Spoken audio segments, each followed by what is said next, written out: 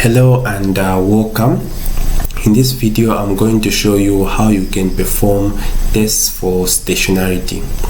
Now, testing for stationarity is the first thing that you need to do when you're performing time series analysis. It is very important because time series analysis does not work on data that is not stationary.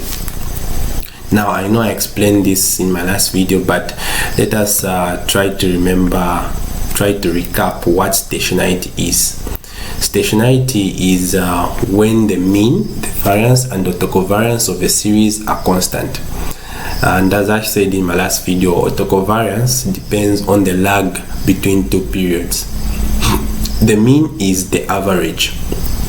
So when the average or mean or the variance and the autocovariance they are constant, then the data is stationary. Stationary data is important because it can help us to predict future outcome. Remember, time series analysis helps us to use the past to make a conclusion about some future event. So to understand stationarity, I have this very simple hypothetical example. Say, for example, you collect daily rainfall data. You find that when rainfall is very heavy, the average that you get is 24 liters on Monday, Tuesday, Wednesday. When rainfall is moderate, the average that you get is 12 liters on Monday, Tuesday, Wednesday. When you receive low rainfall, the average that you get is 1 liter on these 3 days and other days before. So since you have seen these averages, what are you going to expect about the future, about on Thursday or days that follow? What are you going to expect when rainfall is high on Thursday? When rainfall is heavy on Thursday, what are you going to expect? You are going to expect that it might also be 24 liters or anything closer. Or when it's moderate, you are going to expect it's going to be 12 liters or anything closer. When it's very low, you are going to expect it to be 1 liter or some figure closer.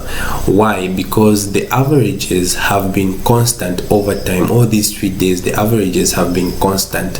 So looking at that, you conclude that even the following day, these numbers might repeat because their average has been constant. Moreover, if you look at the differences, the variance is a difference. So 24 minus 12 is the same difference throughout. 12 minus 1 is the same difference throughout. So even the variance is constant among these figures. So that is why stationarity is important. Now, this is just hypothetical data, like I said. But in the real world, stationarity is very rare. Most data in the real world is not stationary. That is why it is important to make it stationary, and that is what I want to show you in this video. I'm using a software known as Eviews. If you don't have Eviews, you can install it. Unfortunately, I have not yet made a video on how you can install Eviews yet. But if you have Eviews, let us go now. We test for stationarity using the software Eviews. So let's go. So here is Eviews, and these are the variables CF, Grgtb, HC, INET, and LF. These are the variables.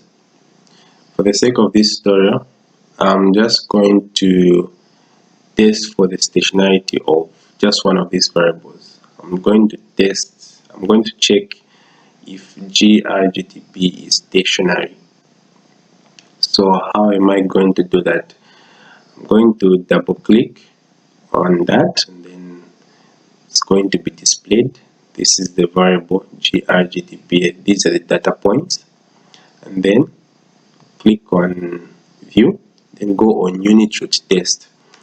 Unit root test is the other name for stationarity test. It can be called unit root test, stationarity test, sometimes called integration test. It's just the same. And then you go on standard unit root test. Now, so these, if you go here, These are the different unit root tests or stationarity tests. The most common one is the Augmented-dickey. That's the most common one, and that's the one I'm going to use in this tutorial. So just leave it like that. And then you have level first difference or second difference. We're going to test the stationarity at level, that is, we are not going to do any subtraction, we're just going to test for stationarity of the variable just the way it is. Then you have the archaic information criterion. It shows the maximum lag, so I'll let it determine the maximum lag, so I'll just leave it like that and then click OK. So this is the output from the Augmented-dickey.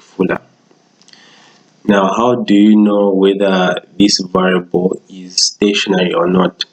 There are two ways of looking at this. You can look at the t statistic.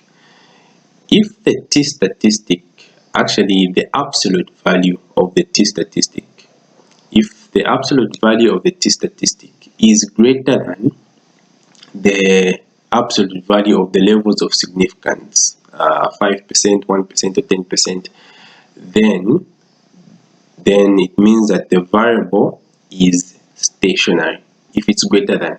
But if you look at the absolute value of the t statistic, it is actually lower, so it is not stationary.